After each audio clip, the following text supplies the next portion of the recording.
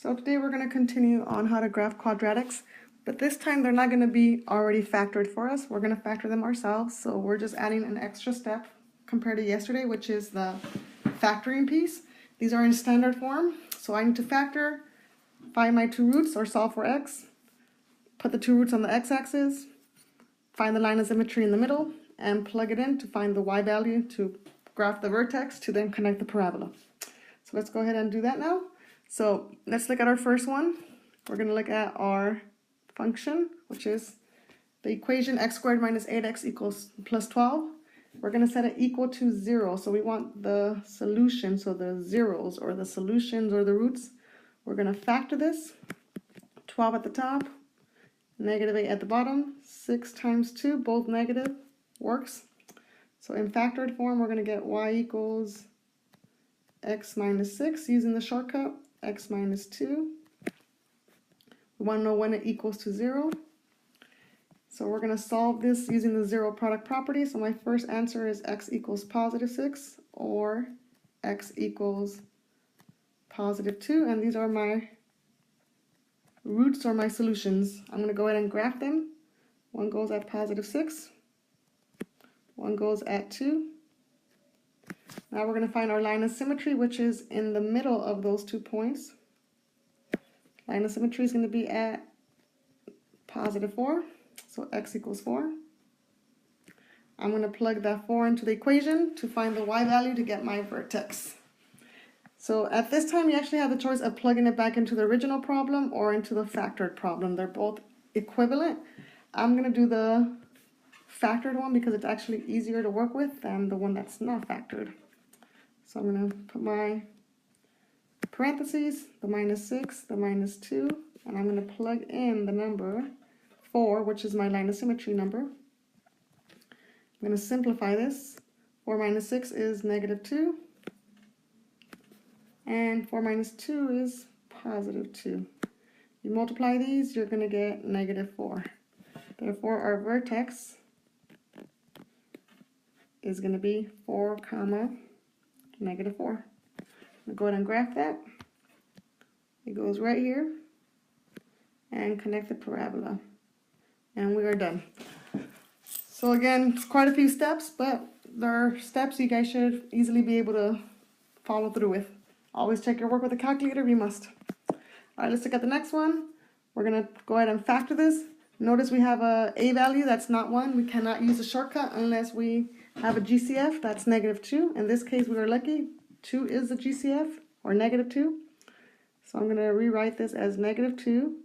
I'm going to divide everything by 2. So I get x squared positive 4x plus 3. And I'm going to go ahead and do my x factor, just using what's inside my parentheses, which is 3 and 4. So 3 times 1 multiplies to 3. 3 plus 1 adds up to 4. I can use my shortcut because now I have an invisible 1 here. So y equals negative 2, x plus 3, x plus 1. And I want to find out when this is equal to 0. Using the zero product property, I get my two solutions. I'm going to get x equals to 3, negative,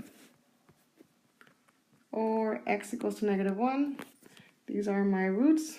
They go on the x-axis at negative 3 and negative 1. I'm going to go ahead and draw my line of symmetry, which is right in the middle of the two. So my line of symmetry is at x equals to negative 2, and I'm going to plug that in back into the equation. I'm going to go ahead and plug it into this one instead of the original one. So I get negative 2, parentheses, I have my plus 3 and my plus 1. I'm going to plug in the number negative 2 and simplify this. Y equals negative 2 times 1 times negative 1. 2 times negative 1 times positive 1 will give us positive 2.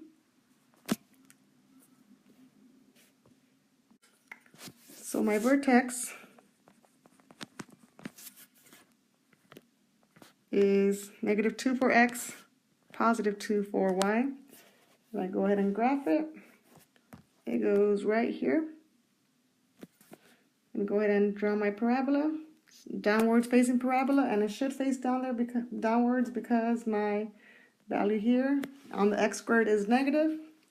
Let's go ahead and do the next two. You can go ahead and pause it and work them out yourself and then check the answers out.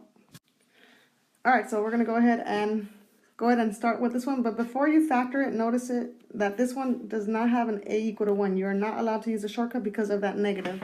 So the only way you can use your shortcut, unless you want to do it the long way, is to factor out a negative. So that's what we'll start off with. We'll factor out a negative, so y equals -1, or just a negative if you prefer. X squared, just switch all your signs, fastest way of doing it. Do our x factor. 1 multiplies to 5, adds to 6, 5 times 1. So we're going to go ahead and use our shortcut, x plus 5, x plus 1. We're going to ask ourselves what makes this equal to 0. So using the zero product property, we're going to get answers x equals to -5 or x equals to -1. Those are my roots. They go on the x-axis. We're going to draw our line of symmetry down the middle. And that's at -3. So our y value will be whatever we get once we plug in -3. I'm going to use the factored form. So I'm going to have -1. Plug in the x value of -3 plus 5. And -3 again plus 1. And we're going to simplify this. Y equals -1 times 2 times -2.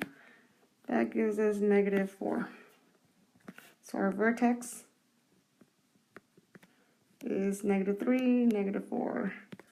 And it ends up on the graph over here. So we have another downward facing parabola because our a value is negative. So again, this has a maximum because it has the top of the parabola. And let's go to the last one. Notice this one only has 2 terms. It's missing the c term, so technically there's a +0 here at the end. This was actually a lot easier to factor because they have a GCF. They both have a x in common, so I'm going to factor out an x, and we have x minus 4. We'll set it equal to 0. Use the zero product property. This one, x is equal to 0. This one, x is equal to 4. These are my roots. Now I'm going to go ahead and graph them at 0, which is right at the origin, and at +4. Draw the line of symmetry. That's at x equal to 2.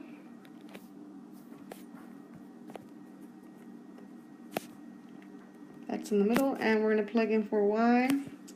We have a 2 for x, and then we have another 2 for the next x, and subtract 4.